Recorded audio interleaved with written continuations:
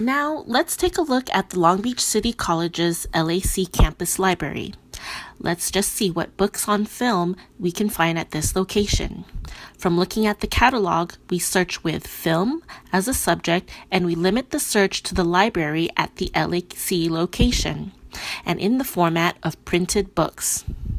And we can see we have 350 results. We can see the first record, a book called Light and Film, has the call letter starting with TR. The Library of Congress classifies books with the call letters starting with TR to be in the subject of photography. The second and third records, books called American Silent Film and Film Encyclopedia, have the call numbers PN 1993, which, respectively, under the Library of Congress classification system, is the subject motion pictures. So, let's go to the PN stacks here at the library. After I found the Film Encyclopedia, I stumbled upon a book on Star Trek costumes, sets, and prop designs in the motion pictures section, PN 1993. So feel free to browse around, especially if you're stumped and need to find research topics. This here is a light and film book in the photography section in TR. Cinematography and screenwriting are also relevant subjects to look up.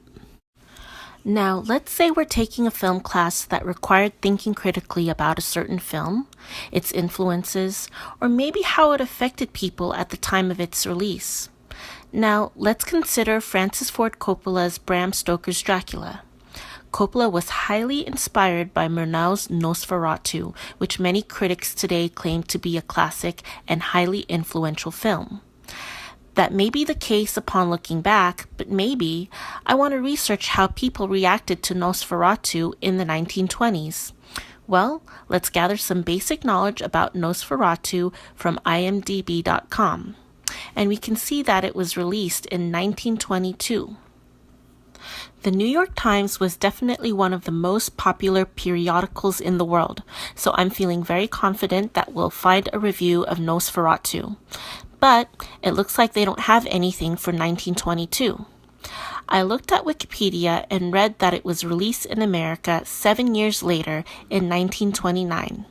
Now, I found the article released June 4th, 1929, and was surprised to see that the movie had pretty negative reviews where the author said the backgrounds looked like cardboard cutouts, not scary, and puts you to sleep.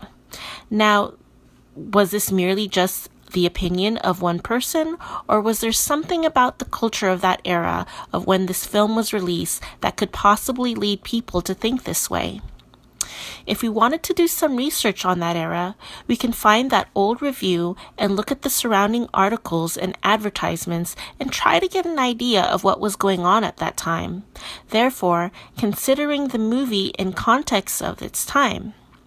Well, the article as presented online only says the date, but without reading the whole newspaper, we can find out the page and section by looking it up in the New York Times Index. The New York Times Index is a book that helps us find an article, and it is organized by date and subject.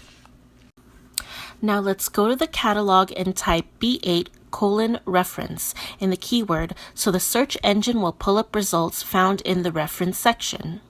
The title will be the New York Times Index.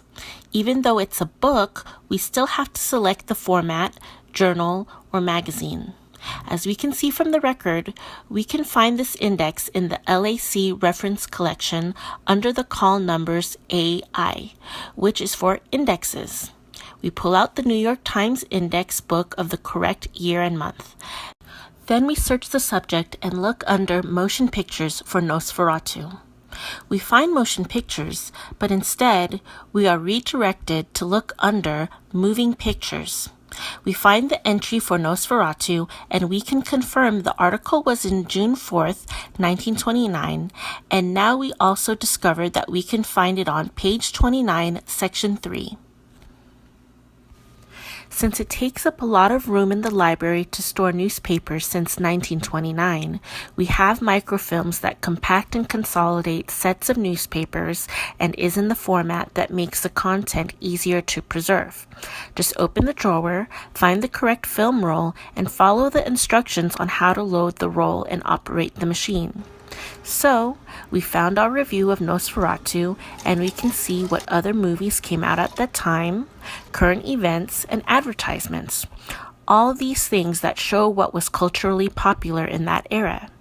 And from further research in this style on whatever films we may study, we now know how to pull up original resources to help us think and write critically about films. As mentioned earlier, film is an audiovisual discipline, and sometimes watching a movie from beginning to end and reading about it may not be enough. While we read about a film being deconstructed, we might also have a look at photographic movie stills to understand what the author is trying to say. So, not only can we look at books that have pictures and diagrams, but our library has plenty of magazines too. Let's go back to the online catalog and type film as a keyword and change the format to journal or magazine. LBCC has access to 27 magazines from selected issues. Film and History, for example, is a journal that can be accessed online, which is a subscription our school pays for. This article didn't have any examples that needed photographic stills, so let's just browse the other magazine, Film Quarterly, at this library location. I pulled out an issue and opened it to an article about the movie The Dark Knight that especially talks about the many faces of the character villain, the Joker. Included in the article were many photographs that were important to understanding the article's content.